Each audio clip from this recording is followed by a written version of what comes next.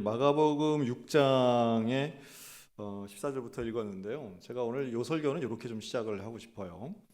여러분, 목사는 불의한 것을 보면 잘못됐다고 꼬박꼬박 이야기해야 될까요?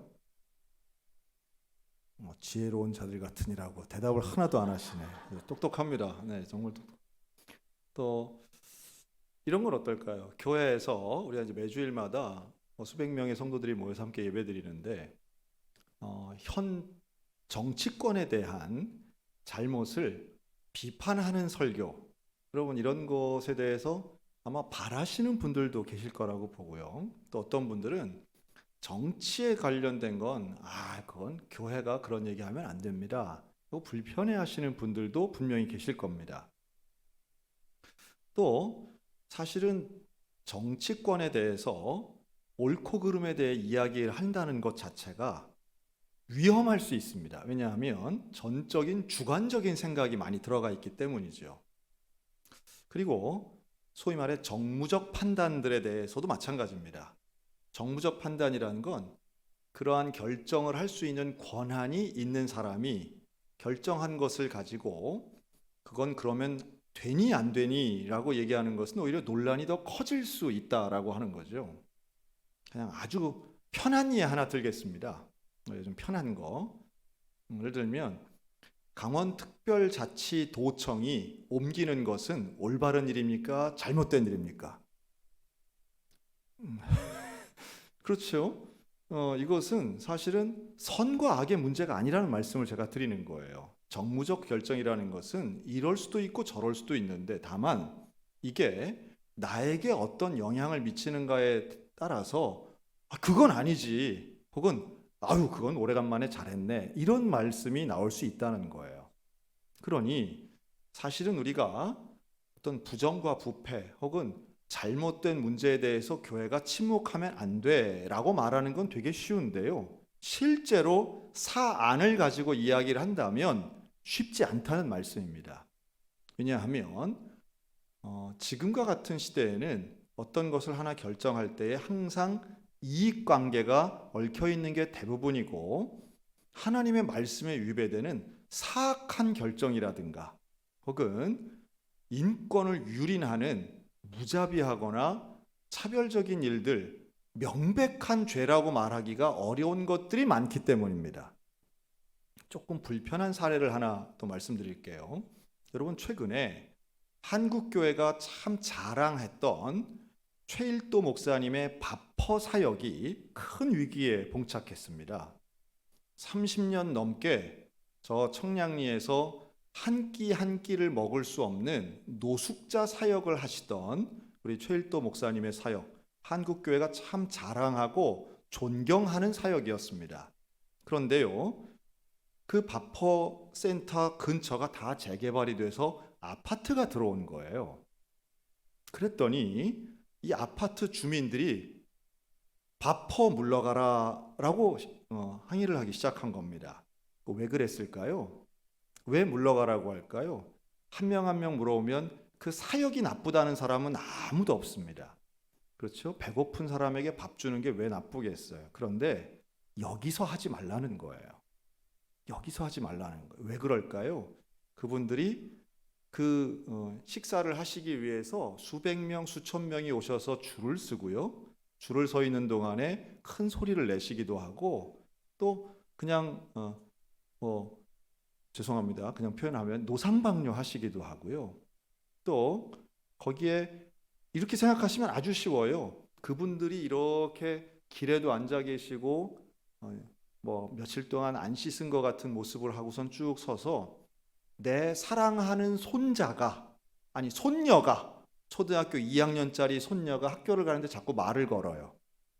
그럼 여러분 이 사역은 중요한 거라고 생각하시겠어요? 아니면 저거 어떻게든 해야 되는데 라고 하시겠어요? 여러분 여기에는 다시 한번 말하지만 선과 악의 충돌이 아니에요. 이걸 한쪽은 선이고 한쪽은 악이라고 생각을 하면 목숨 걸고 싸워야 되는 거죠. 그러나 그런 게 아니에요.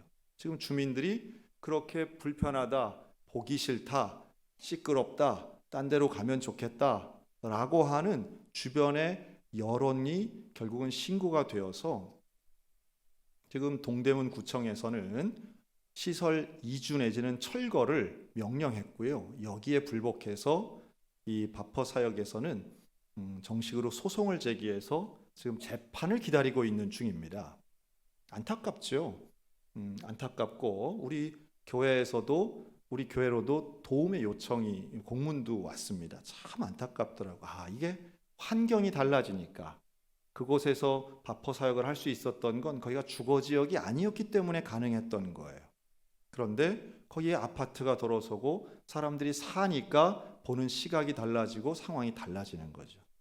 참 여러 가지 다변화된 상황 속에 어떤 때는 존경받던 사역이 이렇게 어떤 마치 혐오시설처럼 되는 것은 너무도 목사로서 속이 상하고 안타까우면서 교회가 인정받는 사역이 무시당하는 것 같아서 참 안타깝다 하는 생각이 있습니다. 저게 어떻게 잘 해결이 돼야 될 텐데, 물론 제가 모르는 다양한 사안이 있을 수는 있습니다. 저도 언론을 통해서 본 것이 다기 때문에 제가 모르는 바도 있을 수 있겠죠.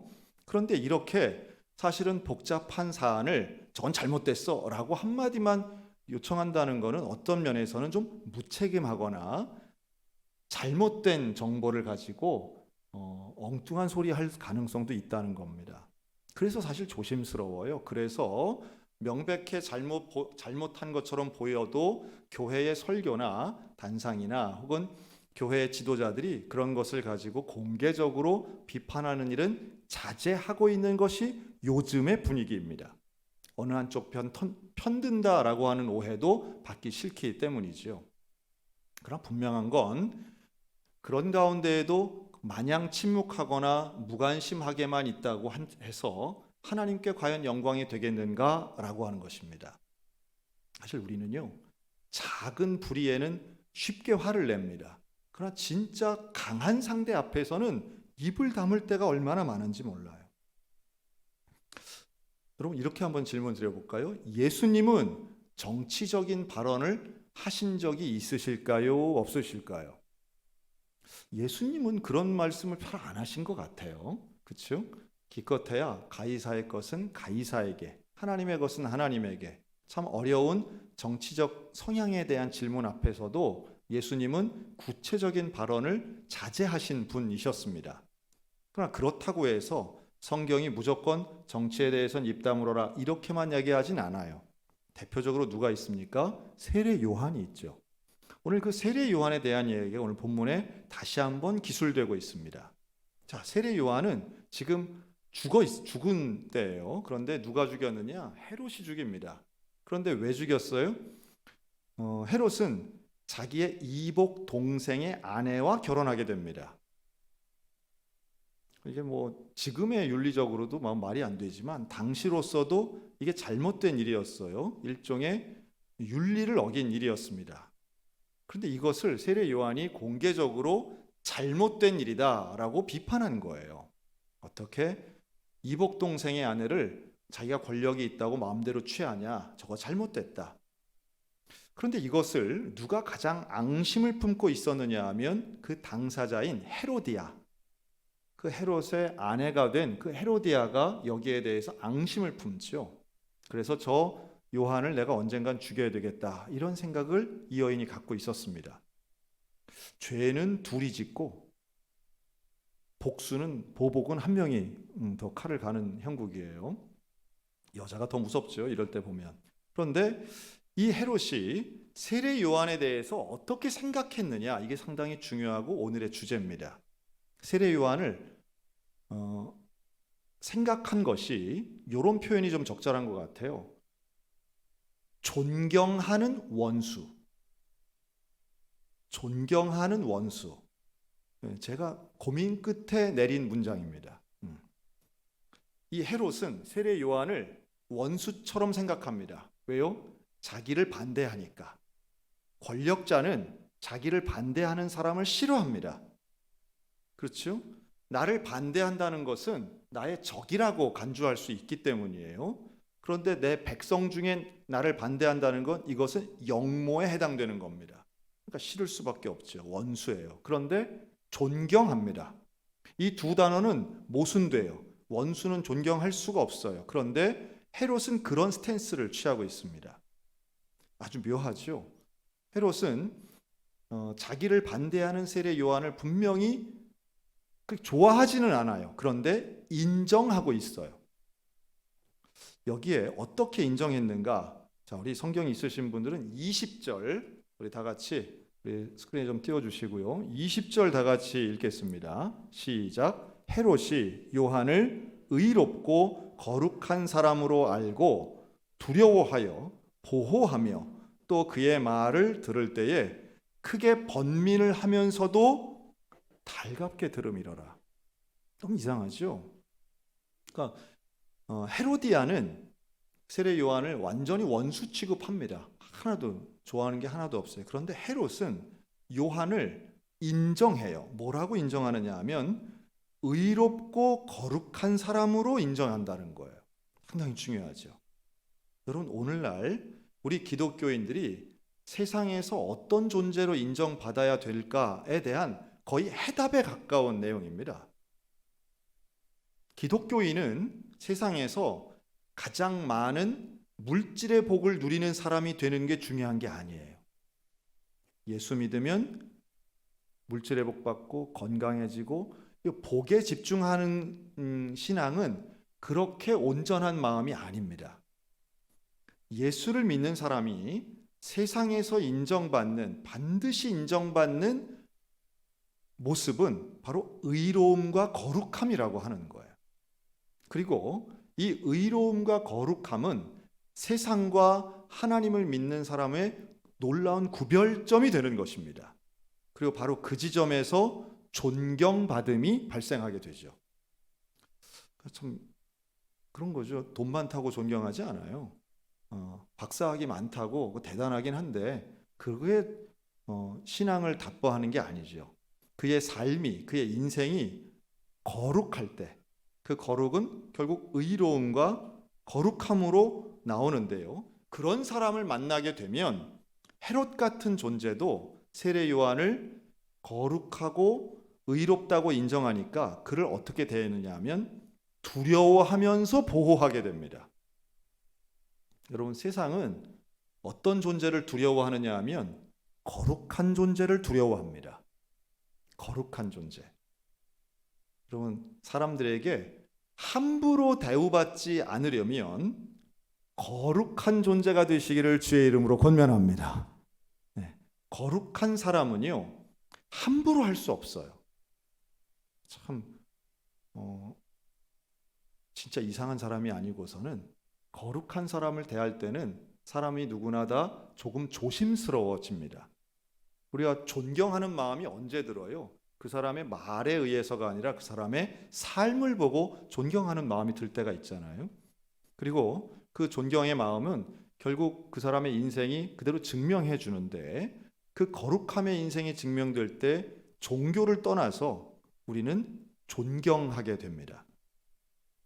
그 존경하는 마음을 가지고 헤롯은 두려워하고 보호하게 되고요. 더 중요하죠. 세례 요한의 발을 들을 때에 어떻게 했대요? 번민했대요. 번민이라고 하는 건 고통 속에 고민하는 겁니다. 그러니까 요한이 뭔 지적을 하잖아요. 그거 잘못된 거야 라고 하면 고통 속에 고민해요. 자기한테 하는 말을 가지고. 왜 고민했을까요? 다른 거 아니에요. 요한의 말이 옳았기 때문이에요. 옳은 말을 하기 때문이에요. 자, 그런데 그 옳은 말을 하는 사람의 말을 어떻게 잘 들을까요? 사실은 그 옳은 말 하는 사람의 거룩함이 동시에 있기 때문이에요. 여러분, 이 두 가지가 같이 있어야 됩니다. 옳은 말 하는 사람은 널리고 널렸습니다. 그런데 그 옳은 말을 하는 사람의 삶이 올바르냐라고 하는 거예요. 이 두 가지가 결합하면 그 사람이 싫어도 혹은 나를 반대하는 이야기를 해도 귀 기울여 들을 수밖에 없어요. 무서운 이야기죠. 교회가 어느 순간 세상을 향하여 영향력을 잃어버렸다라고 말할 때는 우리의 말이 이 두 가지 중에 하나, 최소한 하나를 잃어버린 거예요. 교회가 세상을 향하여 선포하고 전하는 말 중에 두 가지를 다 잃어버렸든지 아니면 두 가지 중에 하나를 잃어버리는 거예요. 첫째는 옳은 말이 아닐 때가 있어요. 교회가 가짜 뉴스에 경도되어 가지고 엉뚱한 소리 내뱉으면 그건 세상으로부터 조롱거리 되는 겁니다. 아주 어리석은 말들이 있죠. 우리가 글쎄 팬데믹 때도 우리 그런 거 있었는데요. 이 코로나 안 걸리는 카드 뭐 이런 거 가지고 교회가 주장을 했던 적이 있어요. 지금 와서도 참 부끄러운 이야기인데 그때도 제가 당시에도 저런 걸 가지고 저러면 안 되는데, 대한민국에서 제일 큰 교회가 저러면 안 되는데 하는 안타까움이 있었는데, 그러니까 무지함에 의해서, 과학적 무지든지 전문 지식이 부족한 무지함에서 올바르지 않은 이야기를 할 때 그럼 세상으로부터 무시당합니다. 그러니까 우리는 철저하게 성경적 원리를 이야기해야지, 여러분 교회는 과학을 이야기하는 데가 아니에요. 과학은 과학자들이 말하는 거죠. 의학은 의료인들이 말해야죠. 그런데 교회는 성경을 말하는 거고 하나님의 말씀을 선포하는 곳이에요. 근데 그 하나님의 말씀이 왜 하나님의 말씀이 무시당하는가? 우리가 존경받을 만한 거룩한 삶을 살지 않으면 결국 세상은 교회가 외치는 올바른 진리를 무시할 수 있다라고 하는 거예요. 근데 세례 요한의 사례를 보면 헤롯은 최소한 요한의 삶의 거룩함을 인정했기 때문에 요한이 말하는 것을 귀 기울여 들었다는 거예요. 야, 참 그런데도 불구하고 헤롯은 요한을 어떻게 해요? 죽이죠. 이 죽이는 과정을 보면 정말 이 헤롯은 한심한 사람입니다. 참 한심한 사람이에요. 권력을 갖고 있지만 이 사람이 얼마나 한심한가? 첫째로는 지키지 못할 약속을 해요. 술에 취한 거죠. 술 취해가지고 흥이 올라서 춤추는 그 어린 소녀를 보면서 소원이 뭐냐? 네가 원하면 이 나라의 반이라도 주겠다 그래요. 나라의 반 줄 수 있어요? 없어요? 못 줘요. 말도 안 되는 얘기예요. 자기가 주고 싶다고 주는 것도 아니고 자기가 황제도 아니에요. 자기 땅도 아니에요. 정말 요만큼 지금 관리하고 있는 입장에서 이 헤롯이 지금 막 나오는 대로 막 얘기하는 거죠. 그런데 놀랍게도 이 헤로디아 모녀가 결정한 건 세례 요한의 목을 달라는 거예요. 참 이런 그 음모가 어디 있겠습니까? 그런데 여기에 대해서 헤롯은 분명히 그 요구가 잘못된 요구라는 걸 알아요. 그러면 안 된다는 걸 알아요. 그런데 이 요구를 수용합니다. 왜 수용해요? 두 가지 이유를 드는데, 첫째는 자기가 약속했다는 거예요. 뭐든지 들어주겠다는 자기의 약속. 되게 신실해 보이는데 거짓된 약속, 헛된 약속인데 그걸 지키는 건 진실된 모습도 아닌 겁니다. 또 하나, 두 번째는 더 중요한데요. 거기에 앉아있는 자들로 인하여, 26절에 나오죠. 거기에 앉아있는, 그 파티에 함께 술에 취해 있는 같은 그 권력자들 사이에서 쳐다보고 있는 그 안목들 때문에 아닌 줄 알면서도 세례 요한을 죽이라고 명령합니다. 여러분, 이게 세속 권력의 한계입니다.